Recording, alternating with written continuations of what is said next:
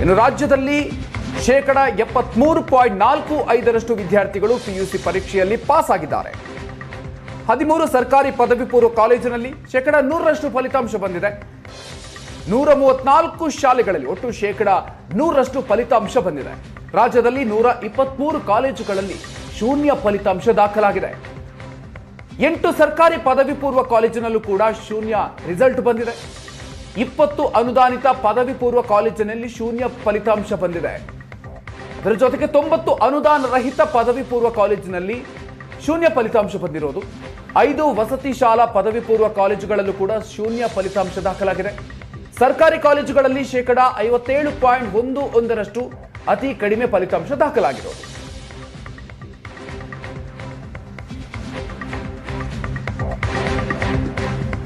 ಇನ್ನು ಅನುತ್ತೀರ್ಣಗೊಂಡಿರುವಂತಹ ವಿದ್ಯಾರ್ಥಿಗಳಿಗೆ ಸಚಿವ ಮಧು ಬಂಗಾರಪ್ಪ ಅವರು ಸಂದೇಶವನ್ನು ಕೊಟ್ಟಿದ್ದಾರೆ.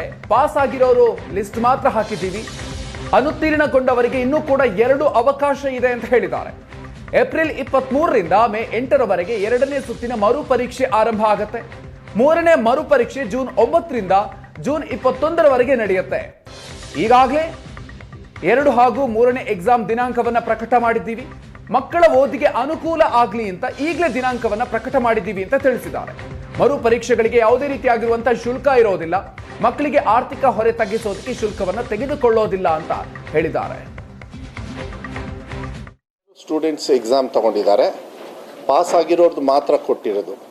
Since examination process is not completed, because ಇದನ್ನ ಮಕ್ಕಳಿಗೆ ತಮ್ಮ ಮೂಲಕ ನಾನು ಹೇಳಲಿಕ್ಕೆ ಇಷ್ಟಪಡ್ತೀನಿ. ಅವಕಾಶ 2, ಅವಕಾಶ 3ನೇದು ಏನೇನಿದೆ ಅದಿನ್ನೂ ಪ್ರೋಸೆಸ್ ಕಂಪ್ಲೀಟ್ ಆಗೋವರೆಗೂ ಯಾವುದೇ ಕಾರಣಕ್ಕೂ ಫೇಲ್ಡ್ ಅಂತ ನಾವು ಹೇಳೋದಕ್ಕಾಗೋದಿಲ್ಲ. 3rd ಎಕ್ಸಾಮ್ ಆದಮೇಲೆ ಮಾತ್ರ ಯಾರು ಪಾಸ್ ಆಗಿಲ್ಲ, ಯಾರು ಪಾಸ್ ಆಗಿದ್ದಾರೆ, ಯಾರು ಪಾಸ್ ಆದ್ರೂ ಕೆಲವ್ರು ಜಾಸ್ತಿ ಇಂಪ್ರೂವ್ಮೆಂಟ್ಗೂ ಕೂಡ ಅವರಿಗೆ ಅವಕಾಶಗಳನ್ನು ಕೊಡ್ತಕ್ಕಂಥದ್ದು. ಡೇಟನ್ನು 2ನೇ ಎಕ್ಸಾಮು 3ನೇ ಎಕ್ಸಾಮ್ ಯಾಕೆ ನಾವು ಇವಾಗಲೇ ಕೊಟ್ವಿ ಅಂದರೆ, ಇವತ್ತಿಂದನೇ ಅಂದರೆ ಇವತ್ತೊಂದು ದಿವಸ ಬಿಟ್ಟು ನಾಳೆಯಿಂದನೇ ಸ್ಪೆಷಲ್ ಕ್ಲಾಸಸ್ ತಗೊಳ್ಳೋದು ಫಾರ್ ಸಬ್ಜೆಕ್ಟು ಮತ್ತು ಇಂಡಿವಿಜುವಲ್ ಸಬ್ಜೆಕ್ಟ್ ಇರ್ಬೋದು, ಫುಲ್ ಕ್ಲಾಸಸ್ ಇರ್ಬೋದು, ಎಲ್ಲದೂ ಕೂಡ ನಮ್ಮ ಇಲಾಖೆಯಲ್ಲಿ ಒಂದು ವಾರದ ಮುಂಚೆನೇ ಅವರೇ ಎಲ್ಲ ಪ್ರೋಸೆಸ್ ಮಾಡಿ ನಾವು ಯಾವ ರೀತಿ ಅದು ಪರ್ಸೆಂಟೇಜ್ ಒಳ್ಳೇದಾಗಿದೆಯೋ ಕಮ್ಮಿ ಆಗಿದೆಯೋ ಎಲ್ಲ 99% ಆದ್ರೂ 1%ಗೂ ನಾವು ಹೆಲ್ಪ್ ಮಾಡಬೇಕು, 50% ಬಂದ್ರೂ ಇನ್ನು 50% ಹೆಲ್ಪ್ ಮಾಡಬೇಕು. So process is same. So ಮಕ್ಕಳಿಗೆ ಮತ್ತೆ ಹೆಲ್ಪ್ ಆಗೋದು. So 2nd and 3rd exam date ನಾವು ಇವಾಗಲೇ ಕೊಟ್ಟಿರೋದ್ರಿಂದ ಅವ್ರು ಯಾವಾಗ ಬೇಕಾದ್ರೆ ಎಕ್ಸಾಮ್.